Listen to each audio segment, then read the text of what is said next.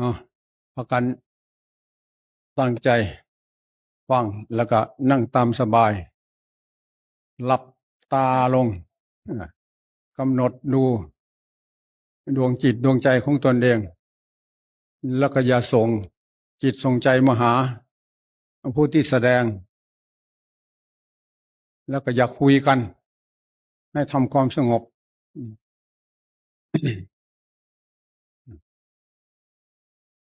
นะโมตัสสะภะคะวะโตอะระหะโตสัมมาสัมพุทธัสสะนะโมตัสสะภะคะวะโตอะระหะโตสัมมาสัมพุทธัสสะนะโมตัสสะภะคะวะโตอะระหะโตสัมมาสัมพุทธัสสะเต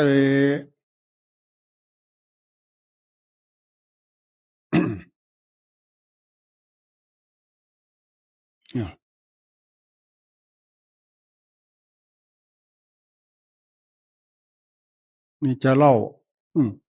ประวัติย้อนหลังช่วงกับผมหรืออาตมาได้มากราบหลวงปู่ที่กุฏิวันนั้นพอเข้าไปกราบแล้วก็หลับตาลงกำหนดดูร่างกายของหลวงปู่ยังไม่ถึงนาทีร่างกายของหลวงปู่หายวับไปนอกนั้นไม่มีอะไรเห็นแต่สีขาวๆเหมือนกับท้องฟ้าโล่งไปหมดทีนี้ก็ผมก็เลยเกิดสลดสังเวชขึ้นแล้วก็เกิดอัศจรรย์ขึ้นมาภายในจิตใจนั้น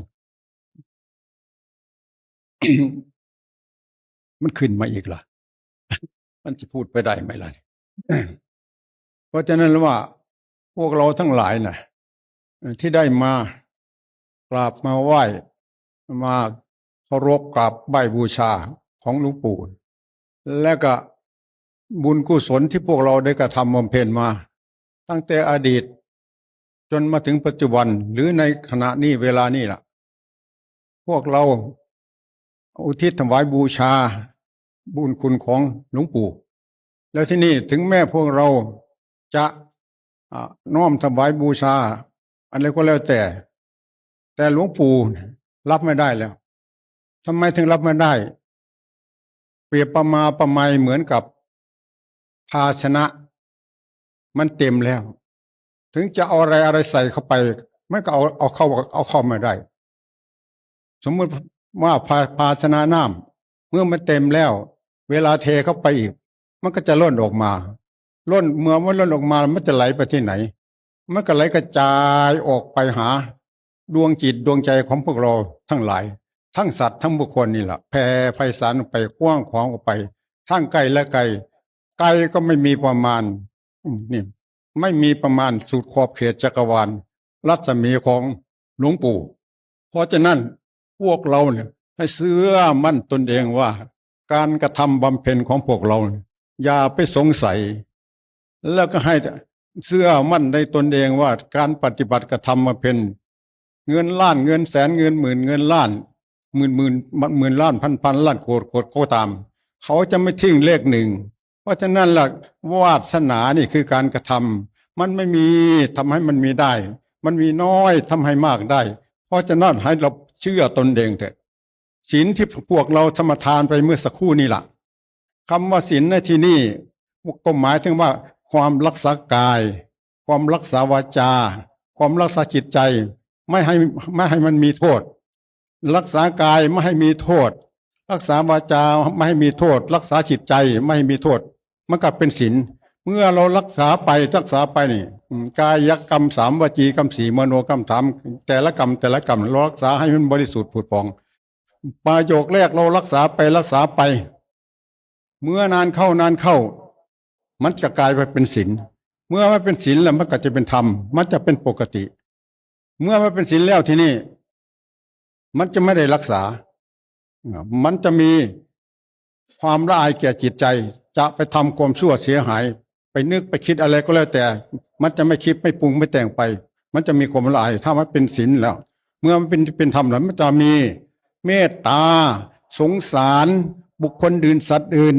ปรารถนาจากให้บุคคลอื่นสัตว์อื่นมีความสุขกายสบายใจ แล้วก็คิดจะช่วยให้บุคคลอื่นสัตว์อื่นพ้นจากทุกข์แล้วก็เมตตาสงสารเขาและเราร่างกายของเขากับร่างกายของเราอย่างเดียวกัน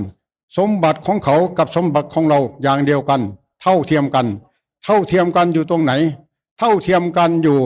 คือธาตุทั้งสี่นี่รวมกันอยู่นี่มัดตัวหนึ่งก็มีธาตุทั้งสี่ดินน้ำไฟลมมดตัวหนึ่งก็มีดินน้ำไฟลมเหมือนกันสัตว์น้อยสัตว์ใหญ่ก็มีดินน้ำไฟลมเหมือนกันเพราะฉะนั้นเราสรุปแล้วนี่โลกทั้งโลกกันนี่แหละมีของสี่อย่างเท่านี้แหละดินนี่ถ้าย่นให้มันน้อยเข้ามาก็เหลือดินเมล็ดเดียวแล้วก็จิตใจดวงเดียวเนี่ยมันติดกันอยู่นี่เพราะฉะนั้นสรุปแล้วที่นี่พวกเรานี่ประโยคแรกมันหลงตัวนี้ละก่อนพอหลงตัวแล้วก็ไปยึดเอาของภายนอกนี่แหละว่าเป็นตัวเป็นตนเป็นสัตว์เป็นบุคคลของภายนอกอยู่ตรงไหนของภายนอกก็คือก้อนสกุลร่างกายของเรานี่นอกไปจากที่ไหนนอกไปจากดวงจิตดวงใจของพวกเราเนี่ยแล้วกว่าหาตัวไม่เจอแล้วก็มาเห็นแต่ก้อนสกุลร่างกายเนี่ยธาตุทั้งสี่ดินน้ำไฟลมเนี่ยว่าเป็นตัวเป็นตนเป็นสัตว์เป็นบุคคลจริงๆแล้วมันไม่ใช่ธาตุทั้งสี่ดินน้ำไฟลมดินอยู่ตรงไหนดินก็มี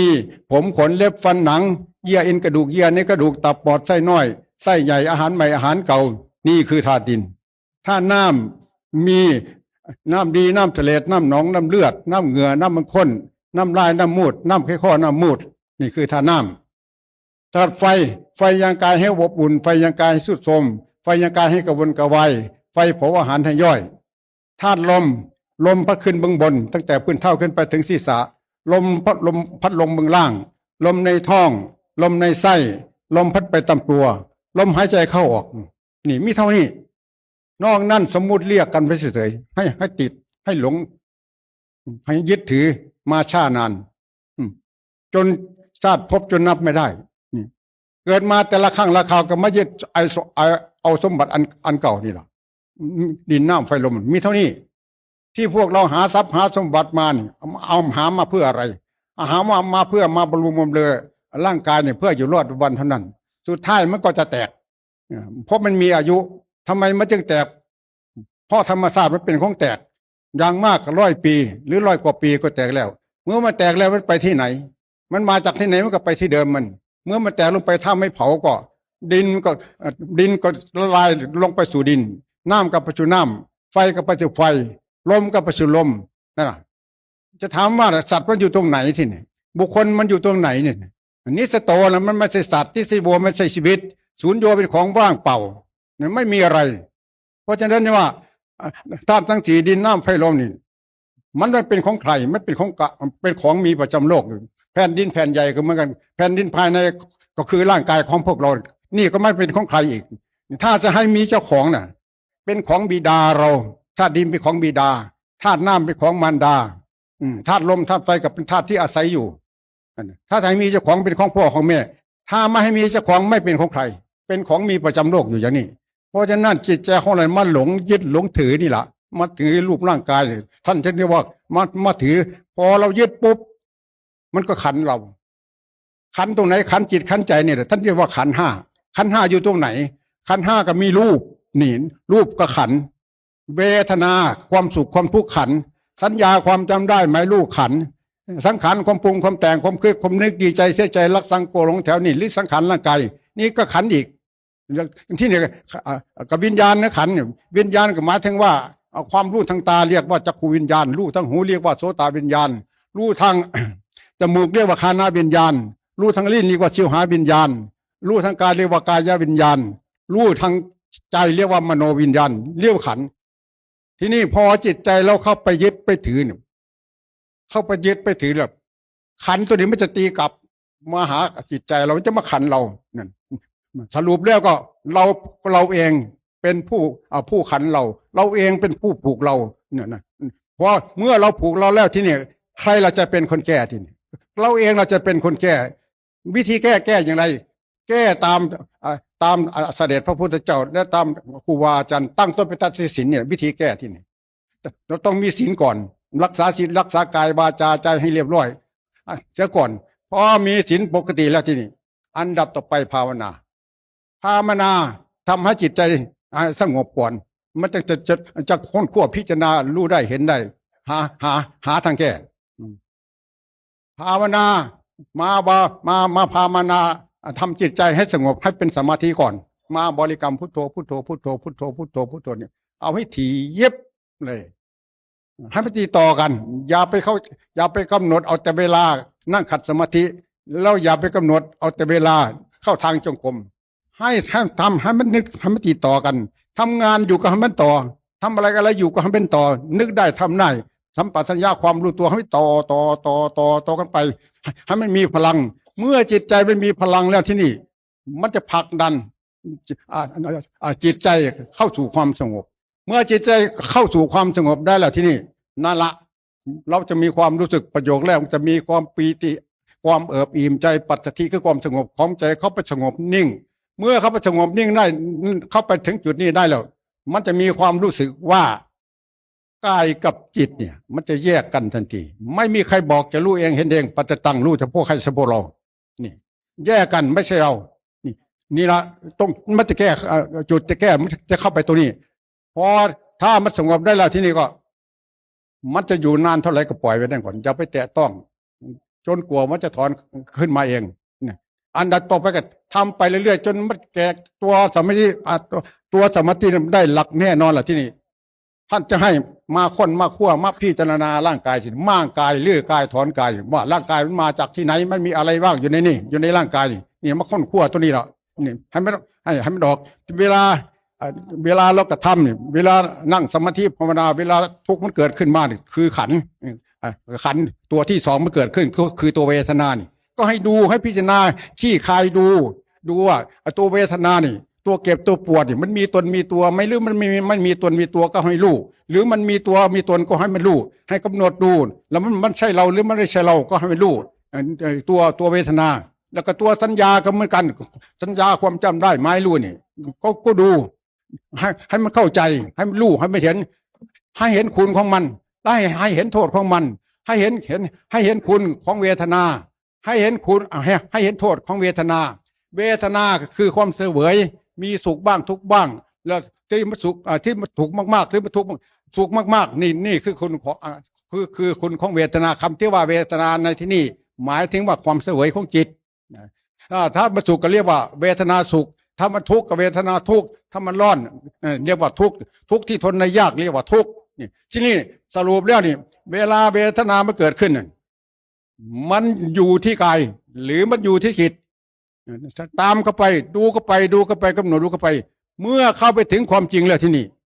อยู่ที่กายก็ไม่มีอยู่ที่จิตก็ไม่มีนั่นเพราะที่มันมีเพราะจิตเราหลงเข้าไปยึดกายเมื่อเวลามันเกิดเวทนาเกิดขึ้นจิตใจเราก็เข้าไปยึดเมื่อเข้าไปยึดจิตเราก็เลยเป็นทุกข์เลยปวดเพราะฉะนั้นจะว่าถ้าจิตมันรู้น่ะมันวางถ้ามันวางมันก็ไม่มีอะไรมันก็ว่างสรุปแล้วที่นี่ดวงจิตดวงใจของพวกเราจริงๆแล้วมันว่างที่มันไม่ว่างก็เพราะพวกเราไปเอาของภายนอกมาทับถมไปเอารูปเอาเสียงเอากลิ่นเอารสเอาเครื่องสัมผัสต่างๆนานาอารมณ์ทุกสิ่งทุกอย่างเข้ามาทับมาถมจิตใจนั่นจริงๆแล้วมันว่างอยู่โดยเฉพาะ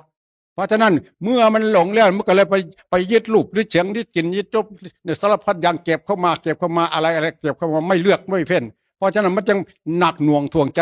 อยู่ในภายในจิตใจสรุปแล้วที่นี่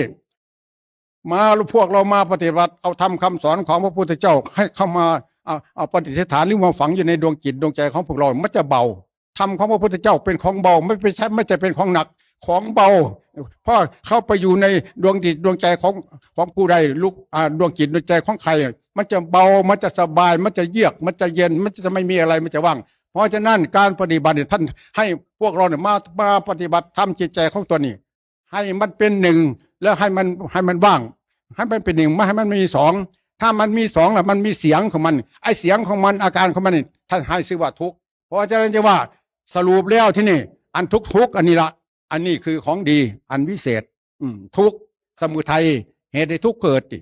นิโรธคือความดับทุกข์มากคือข้อปฏิบัติ ให้ถึงความดับทุกข์นี่ทุกข์นี่เป็นของวิเศษมันวิเศษอยู่ตรงไหนไอ้ทุกข์ตัวนี้นะมันจะดึงดูดดึงเข้าไปหาความจริงความจริงอยู่ตรงไหนความจริงก็คือดวงจิตดวงใจของพวกเรานี่ของดีวิเศษอันดีวิเศษจริงๆคืออะไรคือดวงจิตดวงใจของเราเนี่ยพวกเราอย่าไปมองข้ามตนเองโดยส่วนมากมันมองข้ามตนเองส่งออกไปขวาของดีอยู่ภายนอกเนี่ยนอกสรุปแล้วนอกจากจิตตะใจแล้วเราไม่มีอะไรดีนอกจากคำสอนของพระพุทธเจ้านี่เพราะที่นี่พระพุทธเจ้าสอนก็สอนพวกเราไม่ใช่ท่านสอนร่างกายท่านสอนจิตใจนะท่านซี่สอนจิตใจซี่เนี่ยให้จิตใจของพวกเราให้รู้ตนของตนเมื่อรู้ตนของตนเราจะได้ถอนตนของตนออกจากกองทุกข์จะถามว่ากองทุกข์ที่ไหนกองทุกข์กองรูปนี่แหละกองรูปกองเวทนากองสัญญากองสังขารกองวิญญาณนี่ถอนอันเนี้ยให้รู้ถอนออกจากรูปจากเสียงจากกลิ่นจากรสจากเครื่องสัมผัสถอนจากรูปจากเวทนาสัญญาสังขารวิญญาณนี่ถอนออกจากที่นี่ให้มันรู้ให้มันเห็นเมื่อมันรู้แล้วที่นี่ว่ามันเป็นทุกข์มันจะปรงมันจะวางถ้ามันไม่รู้มันก็จะปรารถนาล่ำไปเพราะฉะนั้นจึงว่าเมื่อเราปรารถนาเกิดอีกต่อไปนี่ขึ้นชื่อว่าความเกิดแล้วอันเกิดนี่แหละน้อยหนึ่งนิดเดียวแปลว่าทุกข์จะเพราะฉะนั้นท่านจะยกขึ้นมาในสมุทัย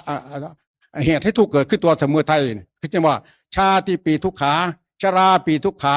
พยาธิปีทุกขามรณะปีทุกขังโสกปริเทวทุกขโทมนัสสุปยาสาปีทุกขาอปิเยหิสัปปโยโคทุกโขปิเยหิวิปโยโคทุกโขจำปิสังนาลปฏิตัมปีทุกขังสังคิเตนะปัจจุปทานขันธาทุกขาอีดังโคปนาภิกขเวดุขะสมุดโยอริยสัจจังนี่เป็นตัวสมุทัยเป็นเหตุให้ทุกข์เกิดชาติก็เป็นเหตุให้ทุกข์เกิดเวทนาก็เป็นเหตุให้ทุกข์เกิดเนี่ยอาการที่ทั้งหลายแหล่เนี่ยมันเป็นเหตุให้ทุกข์เกิดเป็นตัวสมุทัยเป็นเหตุให้ทุกข์เกิดทั้งนั้นสรุปแล้วที่นี่ในก้อนสกลร่างกายของพวกเราเป็นเหตุให้ทุกข์เกิดทั้งนั้นผมเช่นหนึ่งก็เป็นเหตุให้ทุกข์เกิดตาหูจมูกลิ้นกายใจเป็นเหตุทุกข์เกิดอวัยวะทุกส่วนเป็นเหตุให้ทุกข์เกิดทั้งนั้นนี่จะมาเป็นเหตุปัจจโยมทั้งหมดเป็นเหตุให้ทุกข์เกิดทั้งนั้นเพราะฉะนั้นท่านจะให้มาพิจารณาทำลายร่างกายทำอย่างไรจิตใจเราจะทิ้งร่างกาย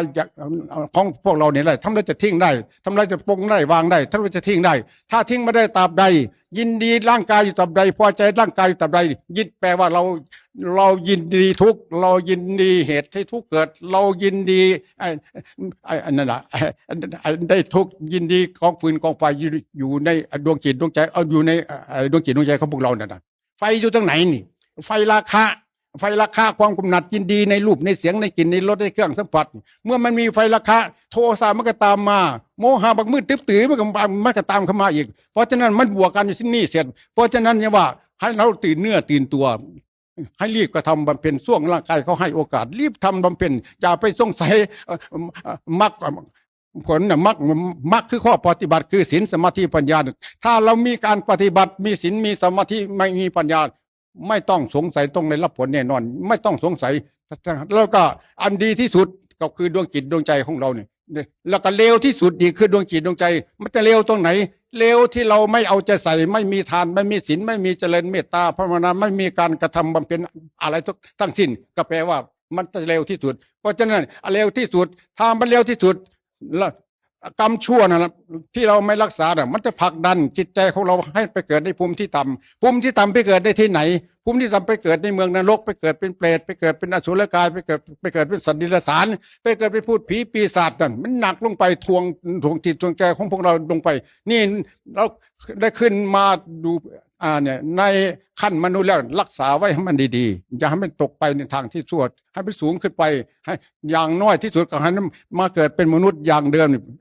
เป็นมนุษย์บริสุทธิ์บริบูรณ์อย่างเดิมแล้วก็นอกนั้นให้สูงขึ้นไปสวรรค์ไปพรหมโลกถ้าเป็นไปได้ถึงขั้นพระนิพพานยิ่งดีไม่เกิดไม่แก่ไม่ตายที่นี่ที่พวกเรากระทำบำเพ็ญที่พวกเราปรารถนาพระนิพพานพวกเราจะส่งออกไปในท้องฟ้าอากาศเลยพระนิพพานอยู่ที่ไหนพระนิพพานอยู่ในดวงจิตดวงใจของพวกเรามีทุกคนแต่มันยังไม่เป็นเพราะเรายังไม่ได้สำนักเราก็อย่าไปสงสัยนี่พระนิพพานคำที่ว่าพระนิพพานอยู่ที่ดวงจิตดวงใจมีทุกคนมีทุกดวงจิตดวงใจคำที่ว่าพระนิพพานมันหมายถึงว่านิพพิทาความเบื่ออะไรที่เนี่ยเบื่อตนเองนี่นะเบื่อจิตใจตนเองหรือว่ามันหลง ว่ามันหลงไปยึดโน่นยึดนี่ของไม่จริงมันหลอกมันลวงตนเองมันโกหกตัวเองของไม่สวยไม่งามมันก็หลอกตัวเองตามันก็โกหกหูมันก็โกหกจมูกมันก็โกหกลิ้นมันก็โกหกกายมันก็โกหกใจตัวเองก็โกหกตัวเองเนี่ยนั่นน่ะมันโกหกตัวเองอยู่ทุกเวลาแต่เรารู้มันได้ไม่เห็นไม่ได้ที่รู้มันได้เห็นไม่ได้มันเพราะอะไรที่รู้มันได้เห็นไม่ได้ก็ท่านก็ให้ชื่อว่าตัวอวิชชารู้อยู่แต่มันรู้ของไม่จริงรู้โลกรู้โลกที่มันดึงออกไปข้างนอกรู้เสียงรู้กลิ่นรู้โลกรู้เสียงสัมผัสที่ของอยู่ในโลกนั่นน่ะมันผูกจิตผูกใจดึงจิตดึงใจให้ลุ่มให้หลงอยู่ในโลกเพราะฉะนั้นถ้าให้คนในขั้วพิจารณาให้เบื่อหน่ายคลายความกำหนัดจิตดีเบื่อรูปเบื่อเสียงเบื่อกลิ่นเบื่อรสเบื่อเครื่องสัมผัสเนี่ยเบื่อรูปเบื่อเวทนาเบื่อสัญญาเบื่อสังขารเบื่อวิญญาณเมื่อมันเบื่อทั้งหมดแล้วที่นี่ก็จิตใจมันก็พ้นไปจากที่ไหนนี่พ้นไปจากรูปอันเดิมนี่แหละพ้นไปจากรูปพ้นไปจากเสียงพ้นไปจากกลิ่นพ้นไปจากรสพ้นไปเครื่องสัมผัสพ้นไปจากรูปพ้นไปจากเวทนาพ้นไปจากสัญญาพ้นไปจากสังขารพ้นไปจากวิญญาณเนี่ยมันก็ไม่มีอะไรมันก็มีแต่จิตล้วนๆสรุปแล้วการปฏิบัติมาทำตนของตนให้เป็นตนของตนโดยสมบูรณ์จบแล้วแล้วมันเอวังก็มีด้วยปการศนี